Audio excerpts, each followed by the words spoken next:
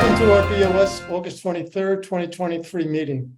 This meeting is being conducted remotely consistent with Governor Healy's Executive Order of March 12th, 2023. Please note that this meeting is being recorded and that some attendees are participating by video conference. Accordingly, please be aware that other folks may be able to see you and take care not to screen share your computer. Anything that you broadcast may be captured by the recording. As a preliminary matter, I am Bob Springett, Chairman of the Board of Selectmen. Permit me to confirm that all members are and persons anticipated on the agenda are present and can hear me. Members, when I call your name, please respond in the affirmative. John Jeffries. Here. Robin Hunter. Present. Staff, when I call your name, please respond in the affirmative. Mike. Present. Venture, TA. Carl Valente, Interim Finance Director.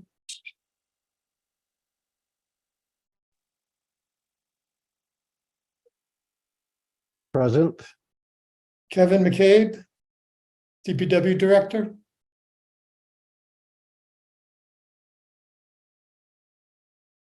Present. Chief McGowan. Present.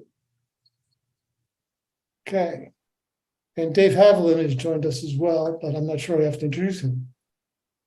Assistant Town Moderator. Yeah, well, you know, that's his past position. You know, he's going to go for the big job, the town administrator job. Kicked you out. We'll see. Going to be a And he big, is retired now, so. yeah, it's going to be a big battle. Okay. We're good with that. We're going to go to the agenda.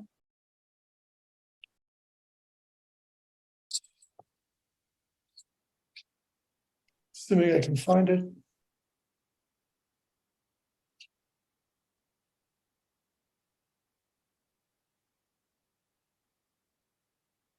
Are there any citizen comments? Hearing none, we'll move on to item 1.1. Police Chief Peter McGowan is an appointment of Bruce Maggio as full-time police officer. Yes, please, and good evening. I'm here to recommend an appointment for Bruce Maggio. We've had two recent resignations for other opportunities. Officer Haz Ali went back to Framingham, and Officer Robert Young is transferred to Franklin. And we were lucky enough to find a trained and certified candidate to replace one position. Bruce comes to us with more than 8 years' experience with the Norfolk County Sheriff's Office. He's certified and approved under the state's Bridge Academy, which is the equivalent of graduation from a full-time academy. He has experience that will translate well to the Dover Police Department, and I believe he'll quickly become a valuable asset to the town. I'd like to recommend that the Dover Board of Selectmen appoint Bruce Maggio to a full-time police officer position, with the only stipulations being successful completion of a pre-employment physical and psychological exam. He's already, again, through the academy, so once he passes the physical and psychological, we can start training as soon as he's available. Chief, does he have community policing experience? He does, actually. It's funny you ask. He's currently with the Sheriff's Department. He's in charge of their comfort dog. So he's been basically community policing his entire shift, whether it be internally in the jail or externally when there's a traumatic event somewhere in the county. The sheriff will send the dog out to assist with people handling their trauma. So he's got a really good way about him. He's very excited to come on board. Thank you, Chief. I think we should meet the dog. I don't think the dog comes with him. I think the dog remains as a deputy sheriff rather than a police officer. Well, I was thinking maybe it's time for a Dover comfort dog. Well, Do you have one in mind, Robin? Mine is not a comfort dog. Mine's Robin's a nut would dog. fail. Yeah, Robbins is a stress carrier, not a stress fixer. Exactly. He's a nut dog. Okay. Certified. Hearing nothing serious, I'm going to move to appoint Bruce Maggio to the Dover Police Department as a Seconded. full-time officer, subject to the successful completion of pre-employment physical and psychological exams. Seconded. All in favor, I, Bob Springett. I, John Jeffries, I, Robin Hunter. still want to meet the dog. But we I'll look see what I can forward do. to meeting I don't know, Bruce. some of those dogs could be really sweet. So DPW Director, thank you, Chief. Thank you, folks. Thank you very Appreciate much. it. Thanks, Chief. DPW Director Kevin McCabe as solid waste transportational professional regarding a solid waste transportation professional service agreement, item 1.2. Kevin, you got the floor. Good evening to the board. Tonight, I'm looking for the board to authorize Michael Blanchard to enter into agreement with BP Trucking, Inc. out of Ashland to take over the transportation hauling, as discussed previously through the Capital Committee. Obviously, last year at town meeting, we had approval for the truck for a new roll-off. However, it was not ordered. As we were going to see, based on the Collins Center review, there'll be substantial savings through the indirect, direct, and capital cost. So I solicited an RFQ, and BP Trucking came in, and it was under the estimate from the Collins Center for solid waste hauling and within the range for the recycling hauling. So I'm pretty pleased with the pricing. Ron? John, any comments? So, Kevin, while I'm reading the request for proposals, obviously several companies that you went out to didn't respond, but BP, the issue that I have is BP was a company that we have had problems with in the past with regards to the dumpsters. And I know this is a different topic, but BP has had several complaints about their operational practices, specifically picking up the dumpsters here in Dover way too early, way before the operational hours.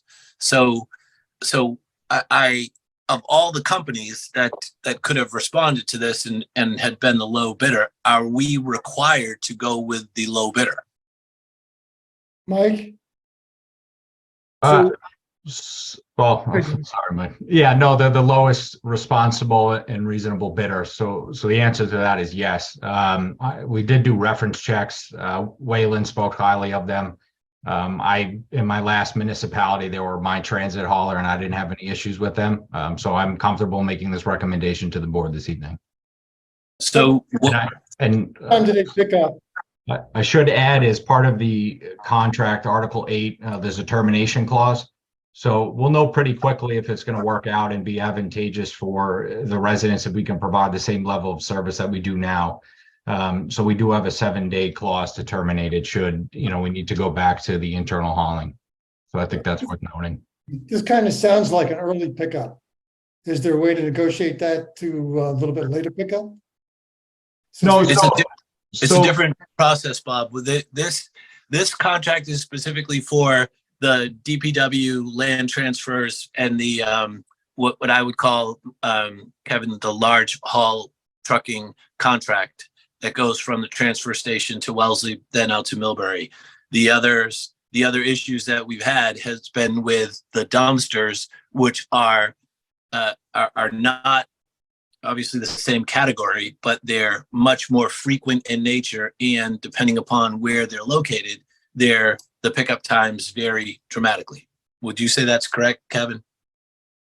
Yeah, and that's also commercial versus residential to an extent. Obviously, those are businesses, so it's somewhat commercial. Basically, Wellesley, where our recyclables go, their scale 7:30 to 11:30. It's open, so that's kind of a small window to do those pickups. Typically, the way we do it now, there's an emergency clause if we basically need, same day pickup or a weekend pickup. The way we run the operation now is our solid waste refuse is picked up every Monday, and then it's based on the ebb and flow and volumes of all the other bins.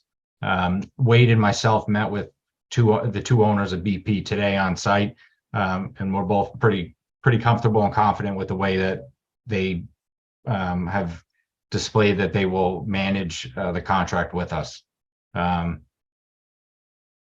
Is there a set time on Monday when they pick it up, or is it just depending on the route that they travel? It'd be dependent on the route, but like I said, that the scale to Wellesley is 7:30 to 11:30. So obviously they have a tight window, and Wilburator is around those same hours with obviously, they run a full operation that would go all day. Right, and all pickup here is at the transfer station. right? Correct. Where there are no residential homes probably within a mile there as well. So, Yeah, so it's really not the same.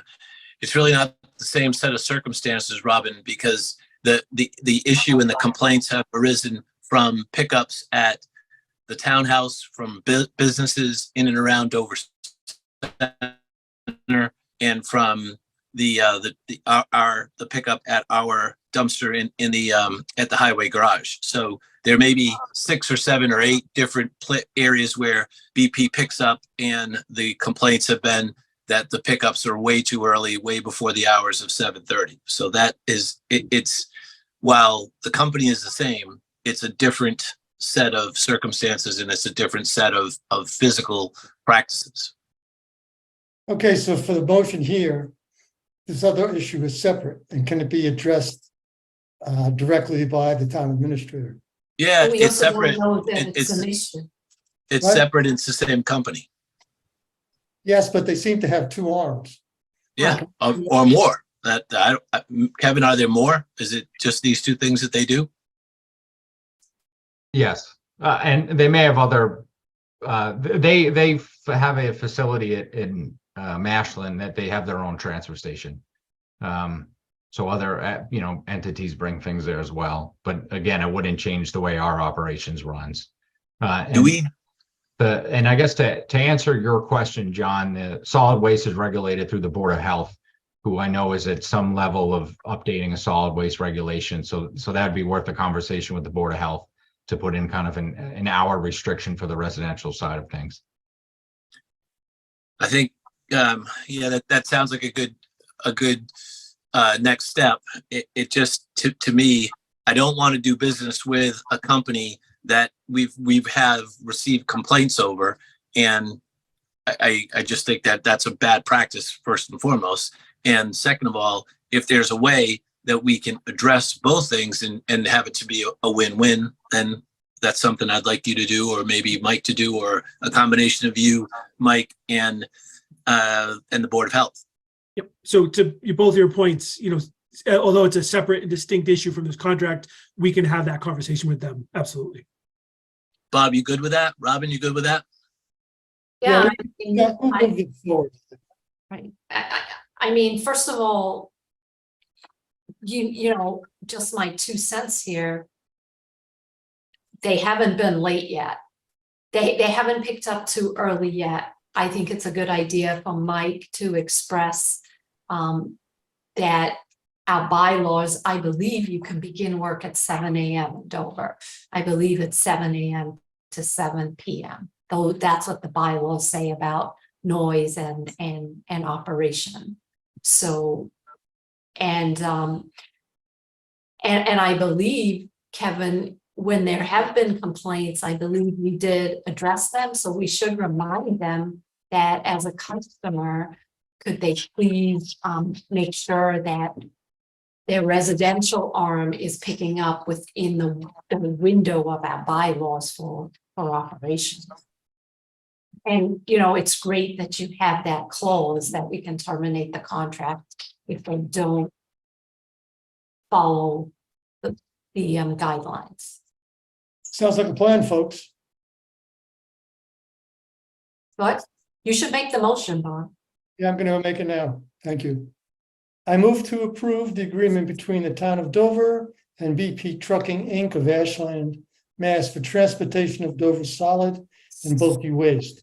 The first year of a renewable 3-year contract, and to authorize the town administrator to sign the agreement.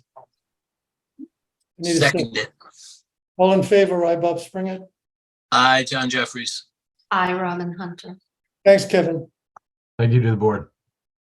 Hey, Kevin, are you in your trailer? Oh, he left. I think he was. Oh, there. Yes, it's just like camping. Sounds fun. It looks very fancy. Sorry about that. Well, where the heck is item 1.4? So Kevin, while Bob's looking for 1.4, have you started the rehab? Yes, the contractor started last Monday, so our building is totally gutted. All of the tile and carpet have been removed and all the walls have been removed, and they're starting the mold mitigation. They have started mold mitigation this week. Okay, I didn't find 1.4, but I found 1.3. Excellent. Thank you, Kevin. Kyle Benoe, our treasurer collector, is going to bring us up to date on what's been going on in the treasurer's office. Hi, Kyle. How's everybody? Good. And let me kick this off, Mr. Chairman, since this discussion with the board actually preceded Kyle even starting in his position with us. You guys are prescient. That's right. So a number of months ago, right around the time we were having the banking crisis with the Silicon California Valley. bank, Silicon Valley, the board raised some questions about the town's investment policies, how the town funds were invested, what securities we had and so forth. And then that led to some other discussions about our investment manager, which is a company named Bartholomew, and our financial advisor who we work with on bond issues, which is a company by the name of Hilltop Securities. So this is the first of 3 presentations we'll make to the board. This one specifically around the town's investment policy. We've updated our policy that was well over 10 years old. And so that's what's in your packet. And then at subsequent board meetings, we'll have representatives from Hilltop Securities, our financial advisor, in to talk to you about their role when we issue debt. And then we'll wrap it up with a representative from Bartholomew, which is our investment manager that assists us on doing longer term investments. And by longer term, I mean a year plus, where we were investing funds. So with that, in your packet is a draft of our investment policy. This is something that when you're comfortable with it, we'll ask the board to vote to adopt this.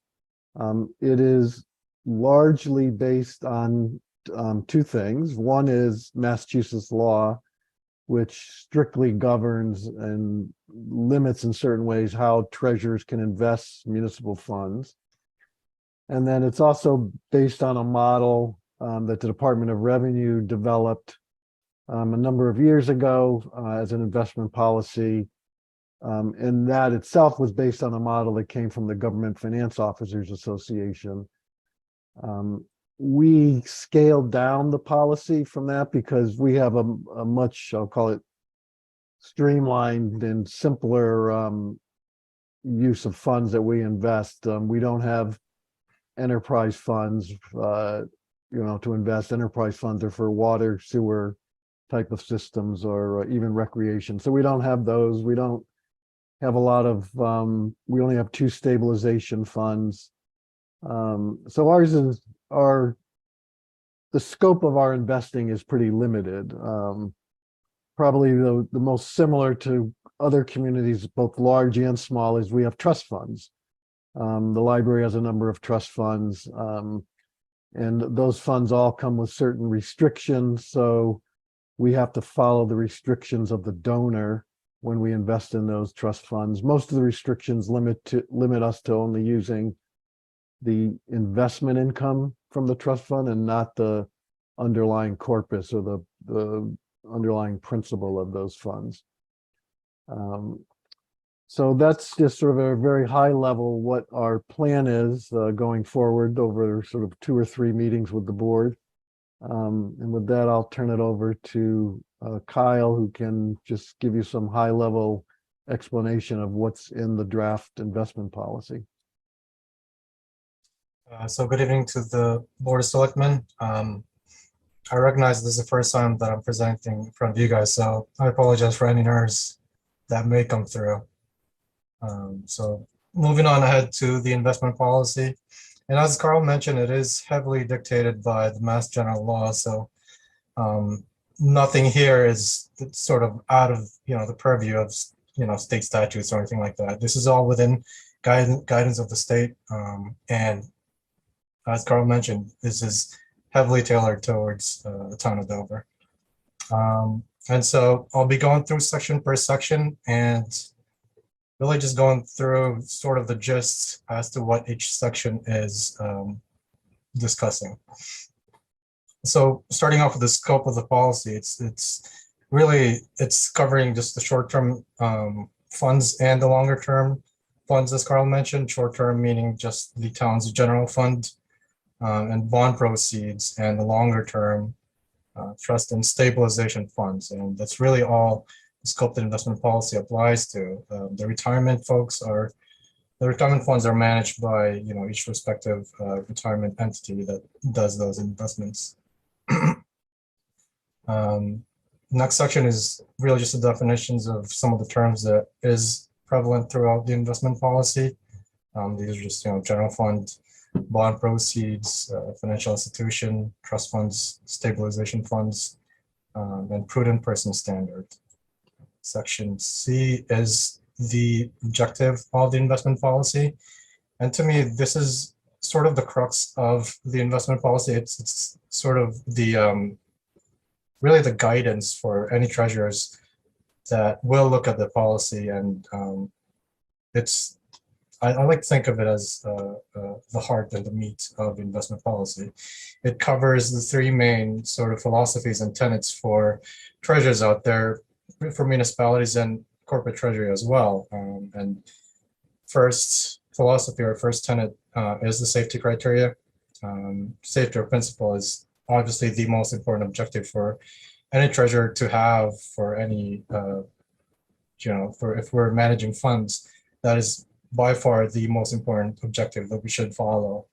And what's unique with municipalities too is that, a bulk of the revenue that we collect is through real estate taxes.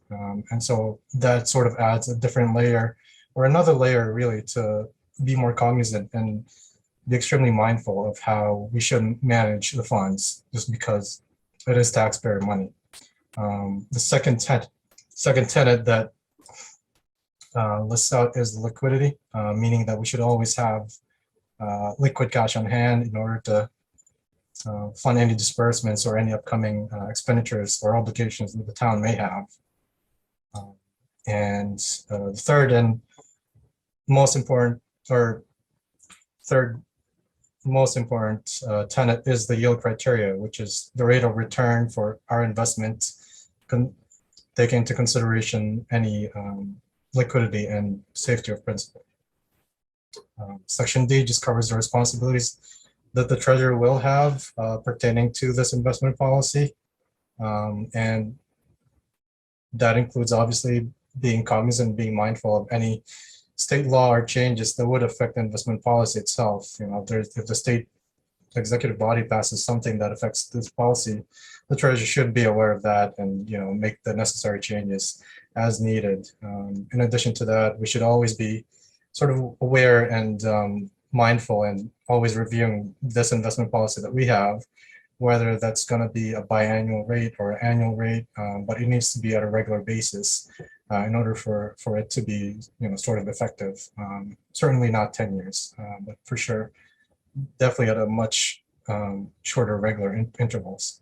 In addition to that, the treasurer does have sort of autonomy when it comes to the town investments, but that has to adhere to this investment policy that we're currently talking about. And also in addition, we should have, as part of our responsibility is, being transparent, especially when we're managing town's cash, like I said, taxpayer money. And as part of our responsibility is to provide some sort of reporting and some sort of transparency to the Board of Selectmen. We'll touch on that a little bit later on, but those are the main responsibilities that treasurer would have in regards to the investment policy. Section E just touches on the investment instruments that the treasurer can invest in. Firstly is the MMDT. I believe Mark at one point had also mentioned about the MMDT, and It's a pretty prevalent sort of investment pool for municipalities around the state, and the state has a lot of money into this as well. So the MMDT is really just an investment pool that is under the purview of the state treasurer. It's managed by Federated Hermes, and they invest in extremely safe and liquid investments. And like I said, it's extremely prevalent throughout the municipalities in the state, and a lot of towns and cities have money with MMDT. We can also invest in US Treasuries and US agency obligations, but it has to be held until maturity and only up to 1 year from the date of purchase for, in regards to the maturity. Also, some bank accounts and CDs up to 3 years in regards to maturity. Also, some bank accounts and just certificates of deposits. And the main thing with those is we just don't want to be sort of over concentrated on those. Firstly, it's just not a smart investment, and it's not quite as safe as we'd like it to be. And what's unique with the trust and stabilization funds are they are under Mass General laws. They're allowed to invest in what's referred to as the legal list of investments, which is under the purview of the Commissioner of Banks of the state. It's a list of securities that trust and stabilization funds can invest in, and it's reviewed annually, like I said, by the Commissioner of Banks, and it's updated, I believe, at the first July, at some point around July. So Section F just touches on the investment guidelines. To me, this goes hand in hand with the investment objective of the investment policy. Firstly, again, safety of principal is by far the most important thing that we should consider when it comes to investments. We should also invest in high-grade securities that are highly rated by these rating agencies. Liquidity, once again, we need to have liquid cash on hand all the time to meet obligations that the town has. Moving on to the selection of banks for investments. So that falls under the responsibility of the treasurer to assess the financial situation of our banking partners as well. And we just want to make sure that, obviously they're in good financial health, and, that's something that we'll be keeping an eye on. And there's some items on there that can tell us how well usually a bank is doing. Moving on to diversification. This one's pretty important as also. Again, we don't want to be over concentrated in, a specific bank, or we don't want to be over concentrated in one security, and maturities as well. We want our short-term investments to be invested in what we call it, the laundering of securities, to make sure that we're always liquid at any given point in time. And obviously the investment size and collateralization, this one's all about security and safety. We just want to make sure we try to maximize, the FDIC insurance. It has a limit of $250,000 for any aggregate deposits into any bank, and work with our banking partners to make sure that the town deposits are collateralized in any way, shape, or form. Again, just adding another layer of security for town and town funds that we have.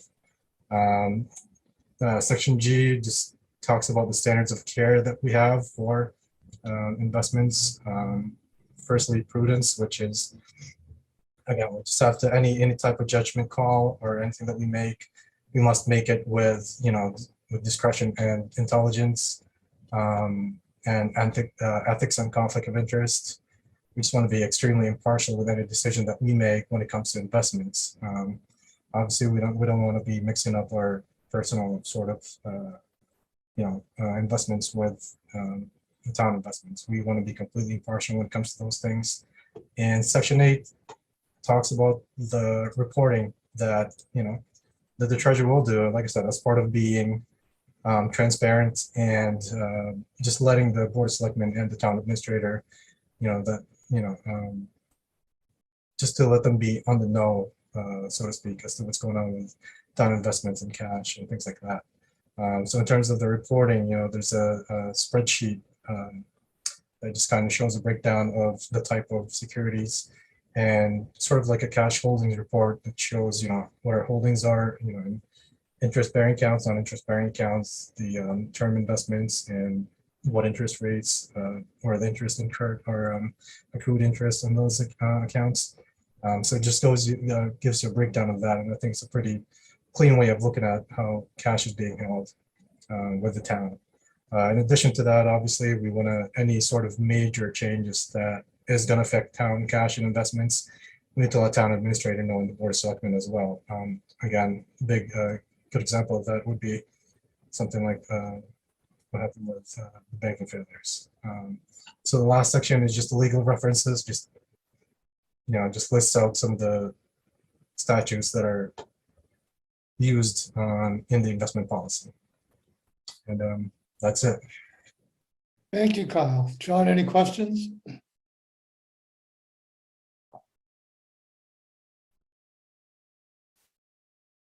I saw that John was reconnecting. Robin, any questions? Bob, sorry. Oh, sorry, go ahead, John. So, while I appreciate the depth of going through the policy statement, I've written 1,000 investment policy statements, and I'm sure Dave can tell you he's probably written 2,000. None of the questions and concerns that we had were covered by reading the investment policy statement.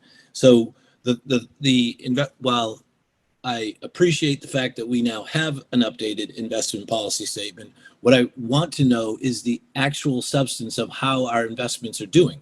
Not the fact that we have an investment policy statement, not the fact that we can read the investment policy statement. So specifically, Bartholomew, who are they? What are they? Where are the monies invested that they're in? Hilltop Securities, who are they? What are they? How much do we pay them? What are the securities invested that the securities they have, where are they invested? With the banks, how much money per bank is invested in each bank? Are we over the FDIC limit? Why are we over the FDIC limit? These are the questions and concerns that we had that we specifically want answers to. And those are what we're planning to present to the board at the second and third presentations.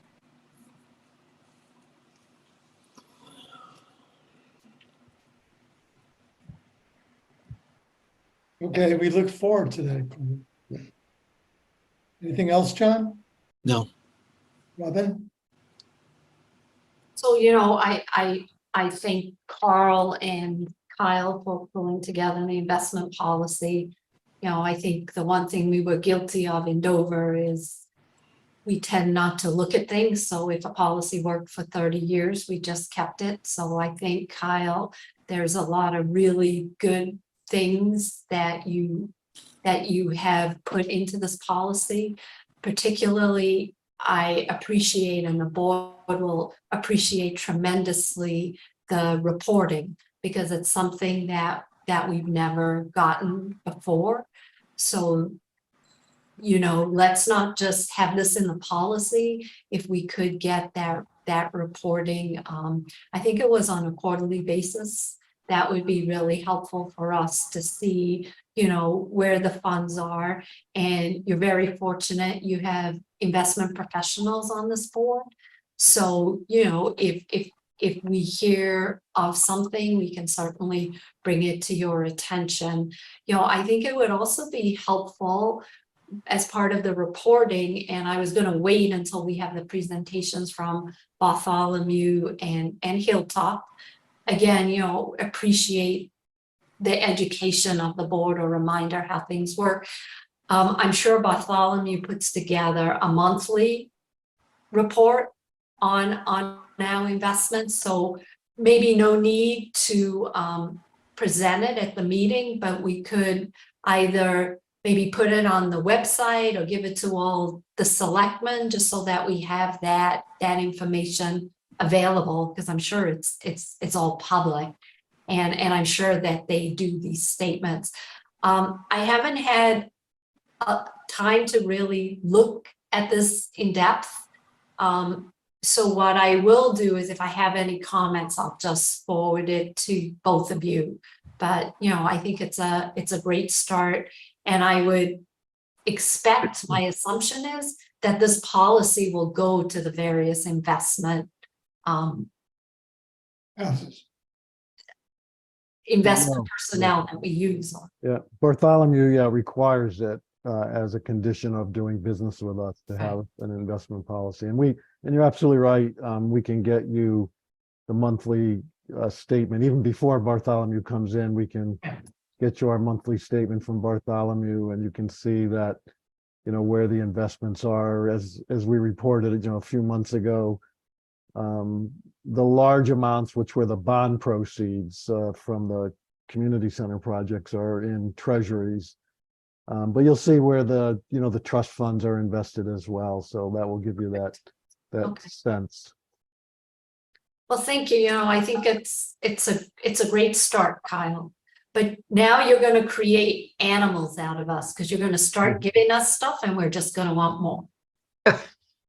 No, that's fine, and that's my full intention with the reporting piece of that. As you guys know, I'm all about transparency, especially sensitive thing like it's cash and investments. So Right. I'm in full. I'm on the same level as you. As it's something that I will to be timely on and give you at a regular basis. Okay, So, much- Kyle, do we have a yield target? I hope not, because preservation of capital is utmost. This is incredibly paramount. conservative, and you all know that. Do we have a target of X% over inflation or what? Or none of the above? Yeah, it's really security is our first goal, is to, protect the principal amount. I should say that, when Mark Waldman was here, he started investing in the MMDT, the Mass Municipal Depository Trust that Kyle referred to. And that, which is a very safe investment, but that return on that now is, I think, a little around 5.6%. And, that was substantially better than what we were getting from what we had invested our cash with the banks. So we certainly have improved, under what started with Mark, just by moving money into the MMDT. Yeah, well, short-term treasuries are paying 5% too. So I mean, it's Right.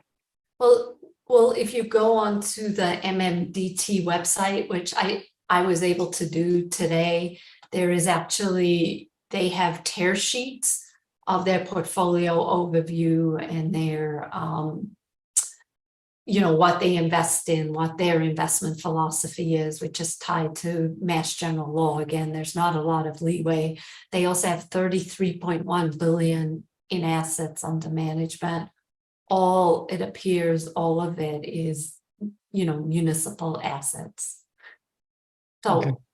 I can, if you like, I think I downloaded the report, but I would be happy just to send it around.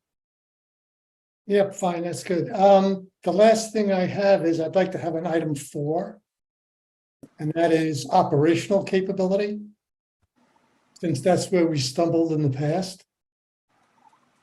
Reconciliations, free cash, net certification, and how are we going about processing the 3,000 checks?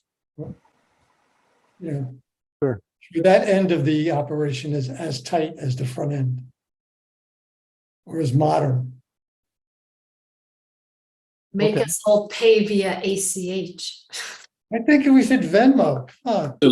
Cal, before you go to this next step 2, next step 3, send us specifically the investment performance, where these investments are being held, and again, how much are we paying for these investment advisors? What specifically they do?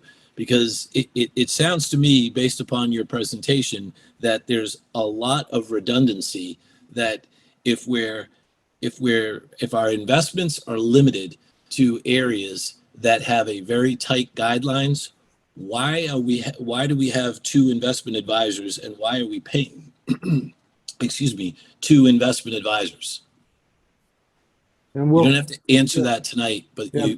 we will want that. Historical accident, stagnation. no, they actually provide vastly different roles, unrelated to one another. So, but I appreciate your question because, on its face, when you hear investment advisor and investment manager, it's certainly not clear the difference between the two. But they play, their roles are very different and they don't overlap at all. So John and Dave should know that. It's a matter, Bob, of the bond. It's a matter of the investment that they're managing and the process in which of the management they're actually managing, which is not clear at this point at all. We have to wait till, Steps 2 and 3. right.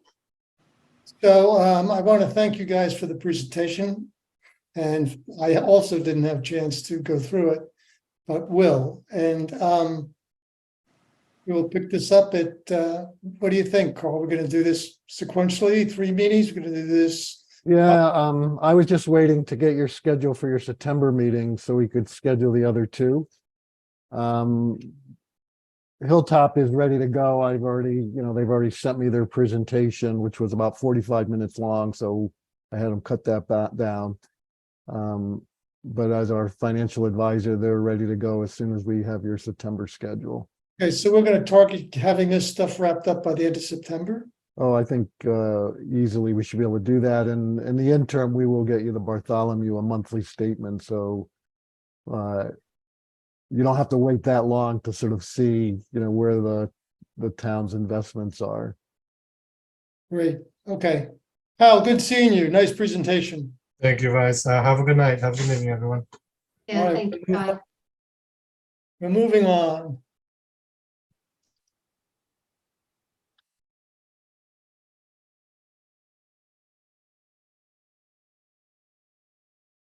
As soon as I can scroll to 1.4. Board, committee, commission, and staff appointees. The chairs of the town's boards, committees, commissions have requested that the Board of Selectmen appoint or reappoint individuals to their boards, committees, commissions. Additionally, staff members whose terms have expired will be appointed or reappointed to their respective positions.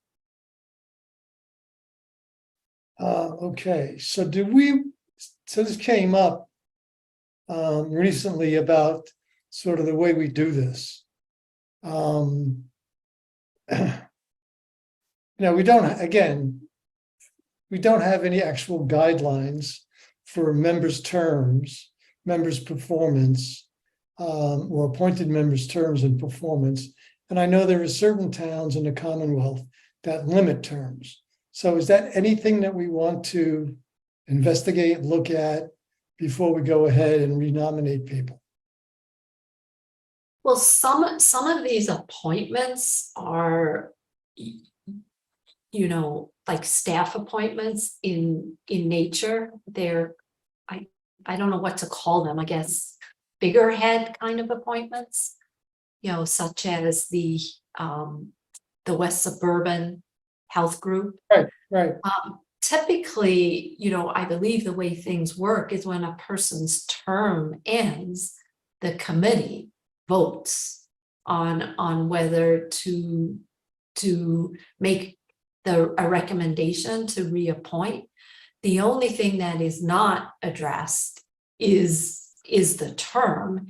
And I suppose it's something we could think about. My only concern would be that we may not get a volunteer to fill a term, especially if it's a committee that is more sort of a passionate committee, like, recycling. There are people that are extremely passionate about it, and it's their way to give back to the town.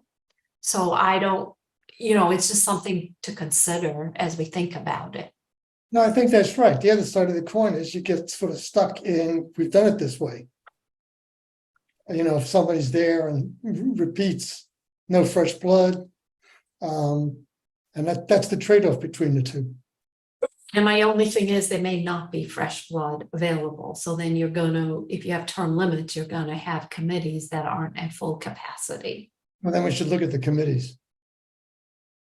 Well, not really. It may just be that people, people don't have the time or aren't interested in it. Yeah, but it gets back to the fundamental issue that we've been dealing with, right? People don't have the time. And we're relying on people who don't have the time to do things. So what's the problem? What's the problem we're trying to solve here? Whether or not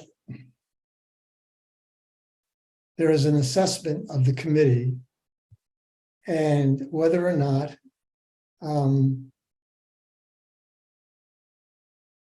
there should be changes made, same as anything else. I mean, we appoint them, right? Right, and we're relying on the committee to make a recommendation to us. Okay, so maybe we should add the town administrator.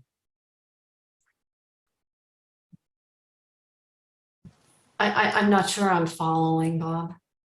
Because what I think you're trying to get to is to have some semblance of, okay, we're any committee, we're relying upon a group of people that may or may not are actively seeking somebody else to take their place. Maybe it's a process that requires oversight to see if there's a group of people that have an interest in it, whether it's West Suburban, whether it's any of the number of committees that we appoint, to have some professionalism in saying we have this number of people for this amount of time, and we need to have some level of consistency, which is I think what Robin is saying, and we need to have some level of oversight, which is what Bob is saying. Correct? Is that Close enough. primarily? Close enough? I mean, So- John, I think, is it the role of the Board of Selectmen to have oversight on every single committee? One of the things, right, it's not physically possible, nor is it physically possible for the town administrator. So I think we do have to rely on committees. Maybe one of the things we ask is that committees write an annual report. So If we appoint them,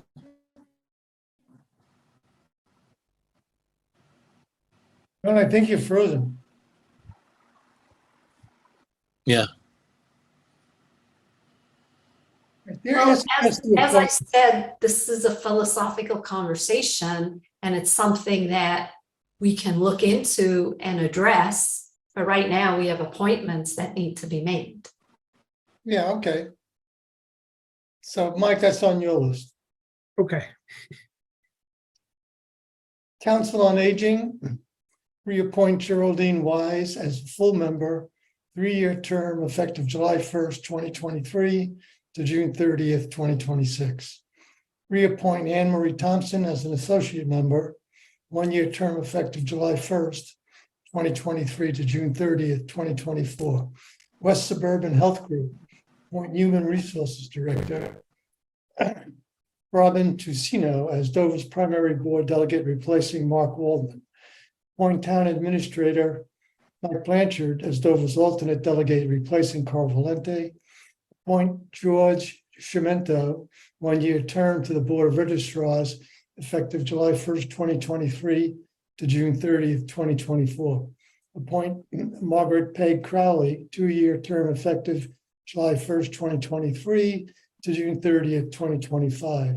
Appoint Erin Roden, 3-year term effective July 1st, 2023 to June 30th, 2026.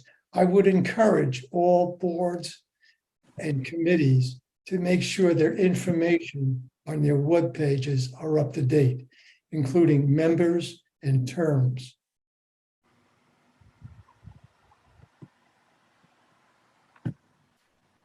So do I have a second on those? Seconded. All in favor, aye, Bob Springer. I, John Jeffries. I, Robin Hunter. Okay, thank you. After, this is item, I guess this is still part of it, sorry. After interviewing and discussion, with each of the three candidates, I would like the board to appoint George Trementa. All right, we've done that. Right. This is an endorsement. Okay. So we're looking at calendars.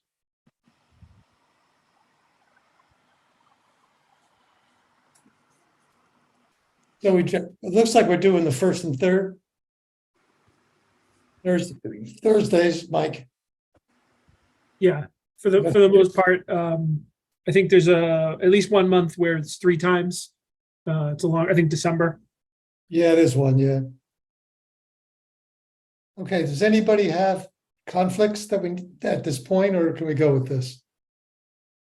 I have a conflict September, the week of September 21st. Okay, so noted. John? None so far. Okay, Bob? But now that I have the list, I'll make sure I don't have conflicts going forward. September looks good.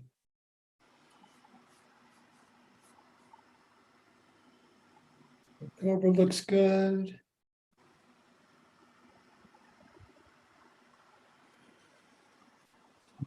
November looks good. We're not going to do Thanksgiving like we did last year. And I think Thanksgiving's kind of earlier in November. so up through half the year, that looks good.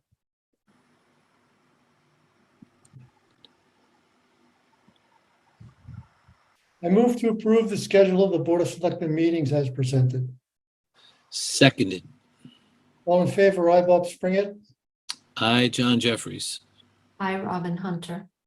with the noted exception, right? Yeah, with the note of September 21st that week. Item 1.6 is Board of Selectmen items. Board of Selectmen, okay. So I am not going to spend time or a great deal of time on the community center building project. It is now a construction project. There is a timeline in the on the webpage of the building committee. And I wrote a note for the September issue of the in brief that points to that direction. I will continue to report on progress or significant events. I don't know a lot about construction. You throw dirt on people. No, they're in the, it's not construction at the moment. It's destruction at the moment. So There's no construction going on. There, hang on, do either you or Robin have a problem with that? no, I have no problem with that. Robin? I mean, Bob, I think the only thing, I don't know how you're gonna handle, like if there are any change orders, Yeah, we'll cover. something you'll address, okay, Yeah, there's a monthly meeting. I'm assuming that's the point where the stuff comes together. okay. Either Mike or I will do a summary of that meeting. Mike, is that okay? That sounds great. Yep. Okay. And just for the board's benefit, there was one change order which I reviewed by Bob, which was for a tree, an extra tree that needed to come down that was missed as part of the original plan. In the middle of the parking lot. Yeah, small dollar amount. And then they did find some additional asbestos above and beyond what the initial survey was. So they are working through that now. But as John said, they're still working on the remediation, and then they'll get to the demo before construction. Do we know, do they have a target date for the demo of the, the side that's coming down? I would just like to kind of watch it. Yeah, I'll get that out to you. They did, but with the additional asbestos work, it got pushed off. Okay. So I'll get a concrete date, at least Okay. anticipated date, and let you know. I'll let the board know. Yeah, I try to drive by it every day just to see the progress on my way back from work. It's gotta be all internal now, right? It's all just ripping it up. I beg your pardon? Said it must be all internal, just taking all the crap out. No, Right. it's not only internal, it's site work, it's there, as Mike just said, there's tree work, there's site work, there's work around the building that has to happen. They're ripping the stuff out internally. There's windows massive around. amounts of asbestos. It looks like you're being invaded and some type of science project when you go by every day. It's I thought I invited high school people. so, but yeah, Robin's question is the question I am asked at least 10 times every day. When does the wrecking ball show up and dismantle the sides of the building? Yeah, So And will there be a wrecking ball? What is the means by which they're gonna take it? no, there is no wrecking ball. They literally take the roof off and then using what looks like a backhoe that has a big gripping thing on it, they dismantle it with a backhoe. So no, there is no old fashioned, the wrecking ball days are gone. Oh, no. All right, well, Police chief. it just is really very, very exciting to see it starting. Robin, we have no Dover Market. We have no Dover Deli. The only thing and Doug is on vacation for 2 months. The only thing people can do in Dover is get gas in their car, go to the liquor store, and go to Dunkin' Donuts. That's it. And the Legion. You can go to the Legion, and soon you'll be able to go to the Legion for lunch. So imagine that. All the basic food groups. and with the added pleasure of watching the building come down. There you go. That's it. That's all there is. Police chief search. Police chief search. We are making lots and lots of progress. So just a quick update as to where we are as we speak. We started with 30 applicants. There's 30 applicants that were received in good order. There were other applicants that were dismissed because they didn't have the minimum criteria, or there were some items that just did not immediately line up with their resume. So 30 applicants came in. We thoroughly reviewed all 30. The committee went through with Russ Stevens, our advisor, and have taken that 30 applicant pool down to 12. The applicant pool to get from 30 to 12 was a lot of work. Really, really good back and forth. All the members of the committee present during every conversation and every negotiation, just debate really of the merits and the resumes. The overall impression of all the members of the committee, we have a very, very strong applicant pool. There were people from Rhode Island, Connecticut, Massachusetts, and Maine that applied for the job, which to me is a very interesting candidate pool coming from that far and that wide. So Dover is a very highly sought after job in the policing ranks. So I was very happy about that. We all were. The current pool of the 12 candidates were then asked to answer questions, very specific written questions. That process ended yesterday. So yesterday at 10 p.m. yesterday, those questions were due. We will now go through and thoroughly review all of those questions from each applicant. The next step is next week we meet, the committee meets again. Everybody will have read all the answers from all the candidates and then compiled their list of favorable and unfavorable answers, favorable, unfavorable candidates. The process then will go from 12 to 5. And then the 5 candidates will be interviewed by the firm that we've hired for the purpose of getting to 3. And then the next step will be again, reading of all that information, and then with the goal of getting from 12 to 5. That's where we are right up to the moment. So you think in October? Yes. I also have had conversations with all of our sergeants specifically for the reason being that if the chief wants to go somewhere for 2 weeks, 3 weeks, whatever the case may be, as you saw tonight, he is still very, very active and he's still working, regular days. By regular days, I mean he's still putting in a lot of hours. His goal was, as he shared with us, to be done probably before this search is going to be completed. However, he is willing to work with us. You can see that by what he's doing right now, having already retired. The point of me speaking with the sergeants were to make sure all 4 sergeants are willing, able, don't have any issues of stepping into the role when the chief is away. There is always an active chief on duty, or one of the sergeants is appointed chief on duty when the chief is away. They don't have any problem with that as of right now. Thank you, John. Upcoming agendas, you guys have any issues with them? A couple of chock full of work ones.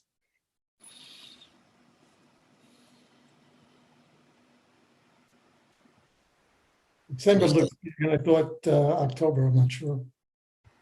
So Bob, do you mind if I just add a little bit of a tidbit, because I've gotten quite a number of questions on the Pulte home. So what the development in our meeting, and there's concern from citizens about the process. So I think what's really important is that if people want to get a flavor for what Pulte is suggesting, they should go back and watch that August 1st meeting that's on YouTube. And also they should be aware that this is just the beginning of a process. Nothing has happened. That meeting was the first start of the process, and that the next step right now, I believe, is Pulte submitting an ANRAD application with Concom so that they can delineate the wetlands and understand what is actually buildable, and that the Concom will have an open hearing for that. So that would be available to everyone. Also, really great is the planning board set up a page on the website. So it's under planning board and it's under applications under review, and all the information for Pulte is on there. So it's their presentation that they gave us. So I would just encourage residents to go and take a look and just understand that this is a long process that we have to go through. So I think that's a good idea. So my understanding is the BOS in depth and in brief get read by a fair number of people. Mm-hmm. They do. Bob, can I add one more item of clarification on September, October, and November, and that's going to be our fall town meeting. So the fall town meeting for the Hale vote That's supposed to be November, right, John? Beginning of November. that's going to be November. But what I think we should anticipate, what we should discuss with Mike and specifically with Open Space and with DA is monthly updates. So specifically, their Hale is putting a big focus and a big push through all of their various channels. And we are the town of Dover, through us, through the Board of Selectmen, through Open Space, also through our planning board. We are going to be having information available at Dover Days, at the transfer station, at other events like back to school events that'll happen in September. So we want it to be very visible, and we want it to be quite literally seen at a lot of different steps along the way that are going to happen in September and October. So to that end, John, this stuff can't get lost. Like there's a lot of stuff that Ruth puts up on the website. So I'm suggesting that if we have significant projects, that these items start at the BOS update level since we're involved. And that way, you can link the additional information from the sort of the headline.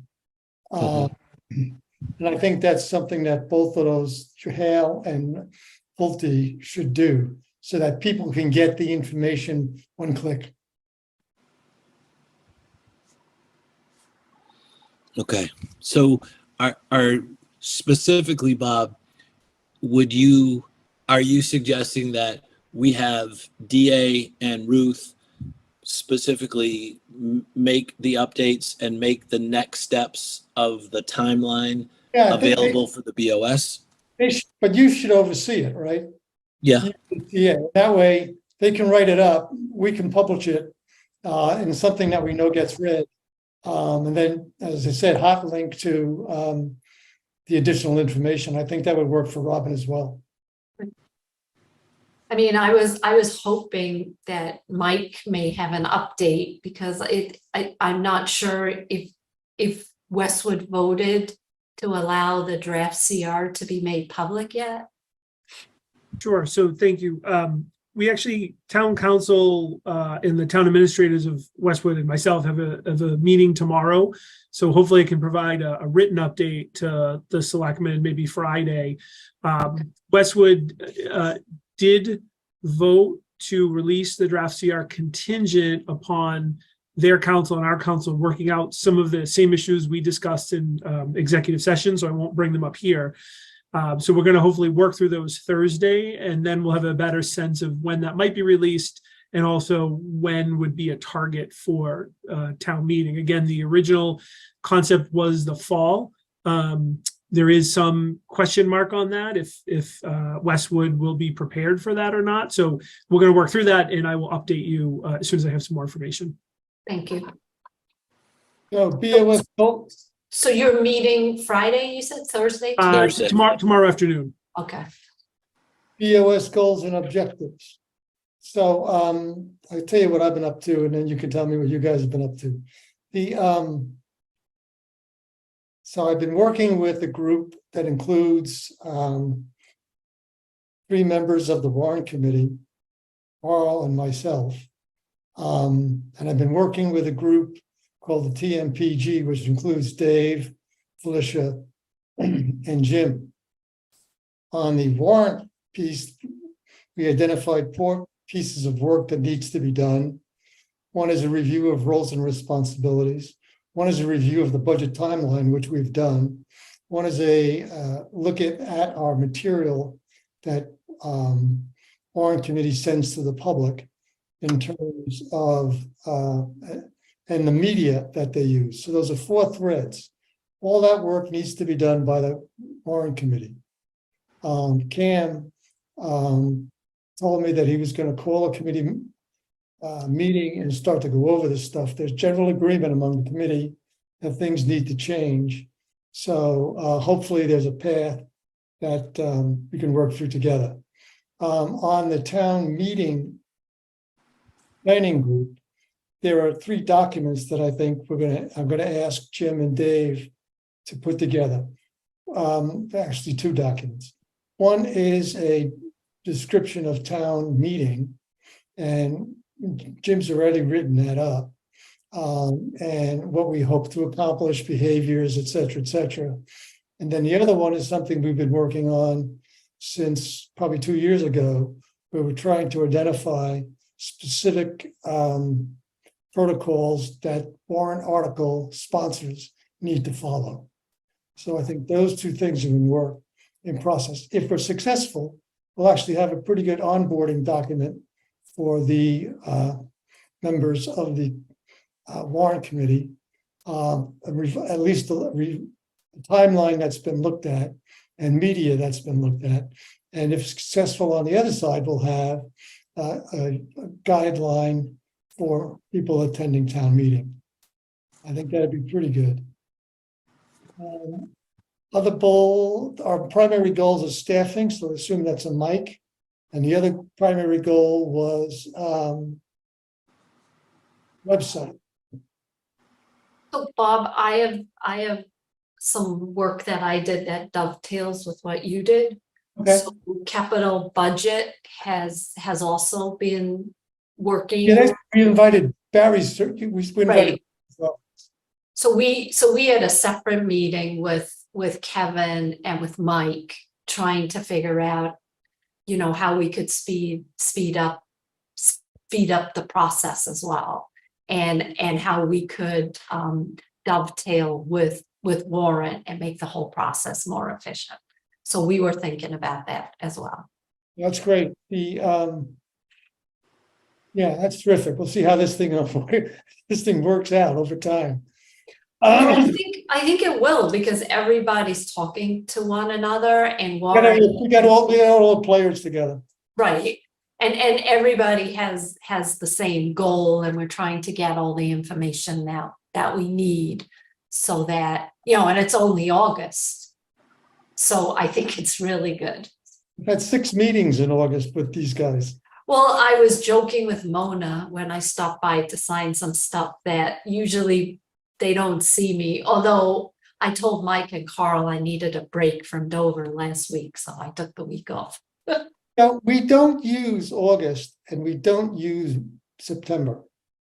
And it's been so rainy that it's been great. So we Yeah. have had a lot of, What I find is, you know, if we do our planning in July, syndicate the information the end of July into August, August turns out to be a pretty good planning month. no, and you know, it's amazing you do find time, and people, not everybody, I mean, Zoom has made this much more plausible, you know, because it doesn't matter where you are. You Yeah. can still sign into a meeting. So, I ran into one of your members who said, you know, he's going between the Cape and here, but he's still, you know, available. like Peter Smith, Right. I ran into him at the post office the other day. then you can get the guidelines out in September and just move that process forward, so we're not always jammed at the back end if things go slightly awry. Anyway, that's what people are talking about.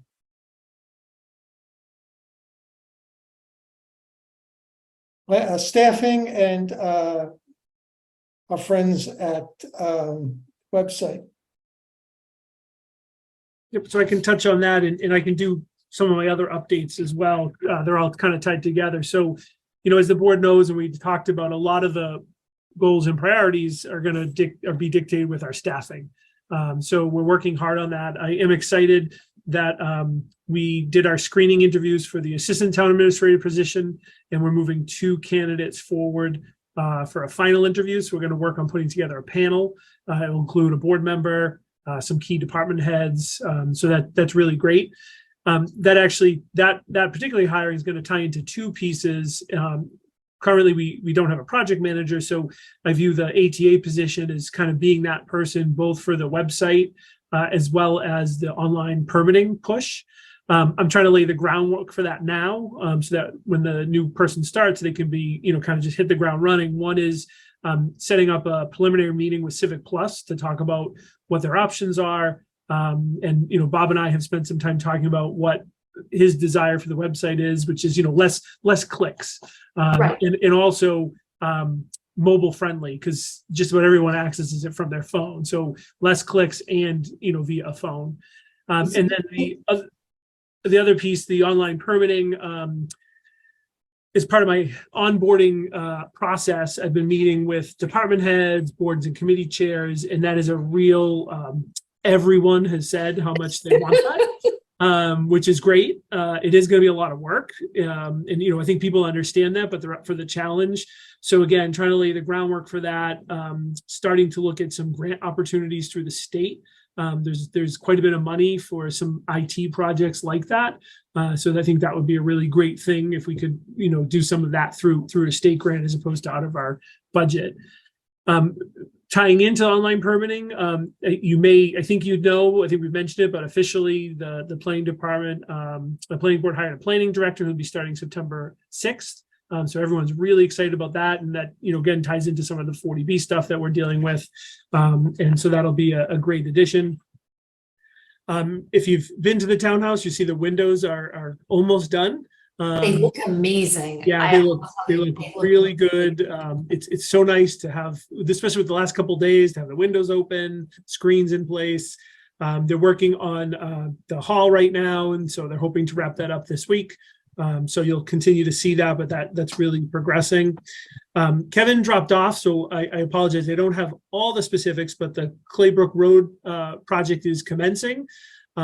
We are getting some information in the newsletter for August or September, and we'll have signage, but detours will be starting. There'll be some road closure starting the end of August, beginning of September. So that's exciting. You know, we appreciate people's patience, but understand it's a temporary inconvenience for a permanent improvement.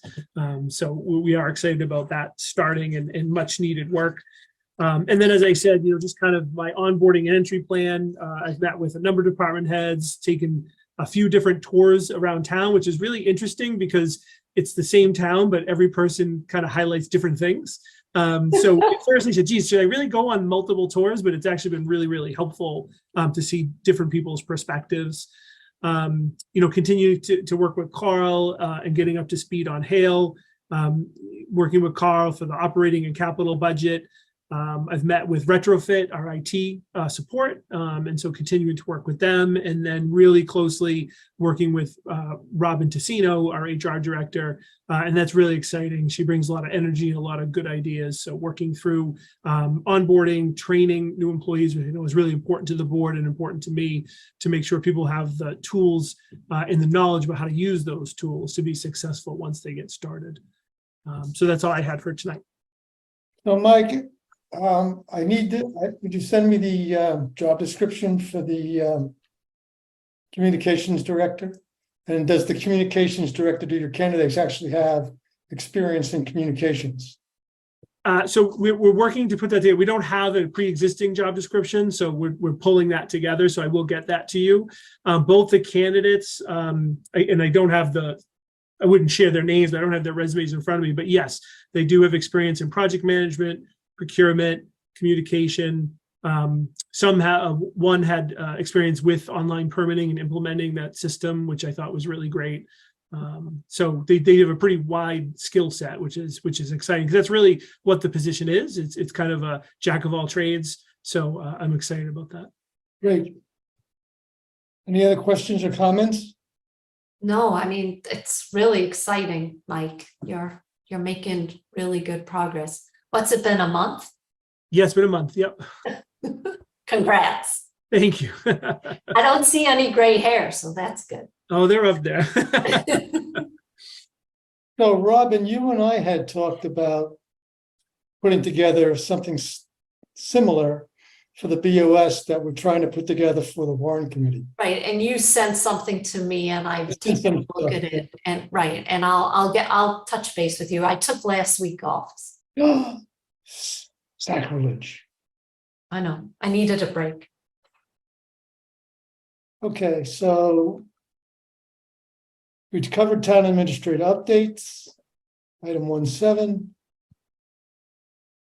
Anything in the list of projects that you want to update, or did you take care of that, Mike?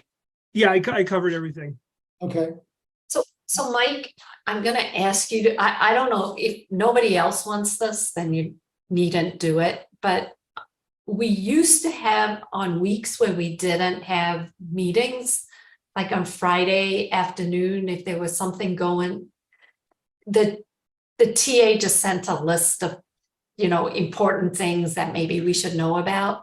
So if you could do that, that would be great. Absolutely. Okay. I don't think it's necessary on weeks where we have meetings because you give us the update. That's perfect. But it was just really helpful, just so that we don't get caught off guard when people run into us in the supermarket and start ranting about stuff. Nope, absolutely. Yeah, I've been trying to do that kind of some one-off emails, but I can do that kind of more of a that would be consolidated email. Right. That's Okay. right. Item 1.8, consent agenda. The consent agenda consists of the following: approve 2023 one-day special liquor licenses for August 24th and 25th, September 2nd, 3rd, 6th, 7th, 13th, 15th, October 6th, and 7th. I move to approve the consent agenda as presented. So John can't hear us anymore. So should I tell him to raise his hand if he approves the consent agenda? The text, yeah. My only recommendation, just because we've experienced this, if he can't hear, I'd suggest voting just with two of you, and he would be Okay. abstain, just for Okay. open meeting law purposes. Okay, all right. So I'll second that, Bob. All in favor, aye, Bob Springer? I, Robin Hunter. Okay, we're done. So do you want to make a Need a motion to adjourn.